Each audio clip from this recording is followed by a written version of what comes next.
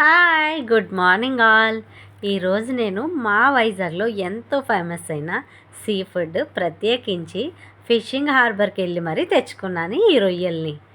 ఇందులో నుండే black layer లాంటిది అయితే తీసుకుంటేనే చాలా టేస్ట్ బాగుంటుంది.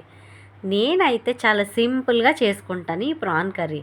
దీంతో చాలా వెరైటీస్ చేయొచ్చు, కానీ ఈరోజైతే మాత్రం చాలా ఈజీగా క్విక్గా అయిపోయేటట్టుగా చాలా సులువుగా అయిపోయేటట్టు పద్ధతిలో చేసుకుంటున్నాను. మసాలా పేస్టులు కానీ అవి ఏమి ఎక్కువ లేకుండా చాలా లైట్గా వెంటనే వేడిగా తినాలనే ఆతృతతో చేస్తున్నాను. ఉల్లిపాయలు కొంచెం ఫ్రై అయిన తర్వాత అందులో చిన్న అల్లం వెల్లుల్లి పేస్ట్, 2 పచ్చిమిరపకాయలని చిన్నగా ముక్కలు కట్ చేసుకొని కొంచెం వేయించాను. తర్వాత ఒక టమాటో పెద్ద సైజు తీసుకొని చిన్న ముక్కలు కట్ చేసుకొని దాన్ని కూడా బాగా వేయించి అందులోని ఉప్పు, కారం, అలాగే గరం మసాలా పొడి, జీలకర్ర పొడి, ధనియాల పొడి వేసుకున్నాను. ఇవి బాగా కలిసిన తర్వాత నేనైతే ప్రాన్ని ఉడకబెట్టి పసుపుతోని ఆ వాటర్నంతా పక్కకు తీసి వాటిని పక్కన పెట్టుకుంటాను. చాలామంది ఆయిల్లో ఫ్రై చేసుకుంటారు.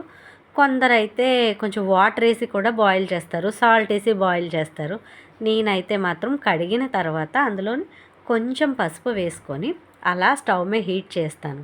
దాంట్లో ఉండే వాటర్ అంతా వచ్చేస్తుంది కదా, అప్పుడు స్టవ్ ఆఫ్ చేసుకొని ఇలా పక్కకు తీసి పెట్టుకుంటాను ఈ రొయ్యల్ని. దాన్ని మనం రెగ్యులర్గా వండుకునేటట్టుగా ఉల్లిపాయలు అవన్నీ బాగా వేగిన తర్వాత ఇందులో వేసి కలుపుకుంటాను. అంటే ఫ్రై చేయాలనుకోండి ఇలా చేసుకొని ఆపేసుకుంటాను. లేదు అంటే కర్రీకి అయితే మాత్రం కొంచెం వేగాక వాటర్ యాడ్ చేసుకుంటాను. దీన్ని బాగా ఉడకనించిన తర్వాత వేడివేడి అన్నంతో కానీ రోటీతో కానీ తింటే టేస్ట్ అయితే అదిరిపోతుంది. సీ ఫుడ్ లవర్స్ ఎవరైనా ఉన్నారనుకోండి, ఇదైతే చాలా ఇష్టపడతారు నాకు తెలిసి. మా ఇంట్లో వాళ్ళు అయితే మాత్రం ఇలా చేసి పెడితే చక్కగా తింటారు. చాలా ఈజీగా కూడా అయిపోతుంది. వెంటనే అయిపోయే కర్రీస్లో ప్రాన్ కర్రీ కూడా ఒకటని నేను అనుకుంటున్నాను. అలాగే మీరు ఏ విధంగా చేస్తారో కింద కామెంట్ చేయండి. నేను చేసిన విధానం నచ్చినట్లయితే నా ఛానల్ని తప్పకుండా సబ్స్క్రైబ్ చేయండి. అలాగే బెల్ ఐకాన్ క్లిక్ చేయడం మాత్రం మర్చిపోవద్దు. ఇంకా దీనికోసం చెప్పాలంటే ప్రాన్ బిర్యానీ కూడా ఆల్రెడీ నేను ముందు చేశాను. నేను ఎక్కువగా అయితే మసాలాలని ఎక్కువగా వాడను. పేస్ట్ కానీ మసాలా పేస్ట్ ఇంకా పౌడర్స్ కూడా తక్కువగా వాడతాను.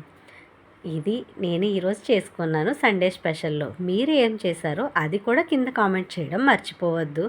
అలాగే చాలామంది చూస్తున్నారు కానీ నా ఛానల్ని సబ్స్క్రైబ్ చేయట్లేదు. Thank you for watching.